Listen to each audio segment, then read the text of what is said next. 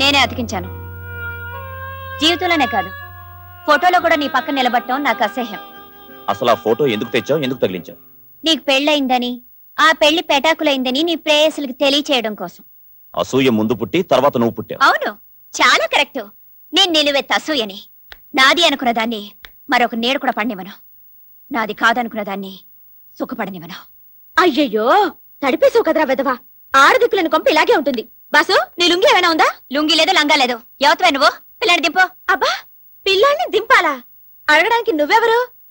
పిల్లాడికి తల్లి లేదు కదా అని చెప్పి స్నానం చేయించడానికి వచ్చాను. స్నానం చేస్తుందట, స్నానం. ఊర్లో ఇంకా చాలా మంది పిల్లలున్నారు, అక్కడికి వెళ్ళి చేయించచ్చుగా స్నానం. అబ్బే, ఎందుకెళ్తావు? ఎర్రగా బుర్రగా ఉండే తండ్రి అందరి పిల్లలకు ఉండొద్దు.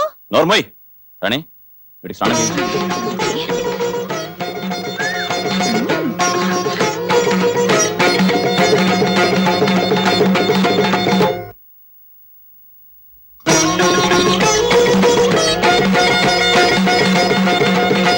ఎలా ఉంది ఫోటో? ఏమిటేది? ఫోటో చోటు ఖాళీగా ఉంది కదా అని నా ఫోటో అతికించుకున్నాను. నా బాస్ అంటే నాకు చచ్చి అంత ఇష్టం తెలుసా. ఎలాగో జీవితంలో సెటిల్ అవుదాం అనుకుంటున్నాను కదా అని ముందుగా ఫోటోలో సెటిల్ అయ్యారు. బాగుంది కదా? నిన్ను రామకృష్ణ, రామకృష్ణ, నిన్ను జనాభా లెక్కల్లో చేర్చుకుంటారట. ఎక్కడయ్యా? ఏమిటి? ఏం లేదమ్మా, ఎలక్షన్లు వస్తున్నాయి కదా అది. మీ ఇంట్లో ఎంతమంది? ఇద్దరం, రామకృష్ణ, అమూల్య. అంటే మీరాయన భార్య? అవును, మాజీ భార్య. మాజీ అంటే పూర్వాశ్రమంలో భార్య, ఇప్పుడు నేను ఆయన భార్యని. అదేంటి, ఒక్కొక్క ఆశ్రమంలో ఒక్కొక్క భార్య?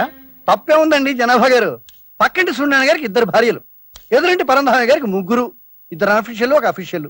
ఎవరికి ఎంతమంది అయినా ఉండనండి, కానీ ఈ అమ్మాయి పెళ్లి కాని పిల్లలా ఉంది. తప్పే ఉందండి. పెళ్లి కాకపోతేనేంటి, పిల్లాడు ఉన్నాడు కదా. వాట్? పెళ్లి కాకుండా తల్లా? మ్మ్, ఏమ్మా, ఈ పిల్లాడు నీ బిడ్డ? అవును. సిగ్గు లేకపోతే సరి, ఆ? వాడు నా బిడ్డ. అదేంటమ్మా, ఇంతసేపు మొగుడు కోసం దెబ్బలాడుకున్నారు, ఓకే, కానీ ఇప్పుడు పిల్లాడి కోసం కూడానా? అదో సరదాలండి. ఉమ్, ఊళ్ళో ఎవరినన్నా అడగండి, ఈ పిల్లాడి తల్లి ఎవరో చెప్తారు. కన్న తల్లి ఇక్కడ ఉండగా ఎవరిని అడగటం ఏంటి? నేను చెప్తున్నాను, రాసుకోండి. వాడు నా బిడ్డే. అసలు దీనికి ఇంత గొడవ ఎందుకండి? కుర్రాన్ని అడిగితే పోలే. వాడికి నోరు లేదు కదండి. ఆ బాధనికి నోరెందుకండి? కుర్రాన్ని ఇలా ఇవ్వమ్మా, ఉమ్, అక్కడ కూర్చోబెడితే తల్లి ఎవరైతే వాళ్ళ దగ్గరికి వెళ్తాడు అంతే. నువ్వు ఇదేదో తప్పుకోమ్మా. బాగానే ఉంది. ఆ, ఆ, ఆ, ఆ, అది నీ తల్లిశ్రీ ఎవరో తెలుసుకుని వెళ్ళరా కొడుక.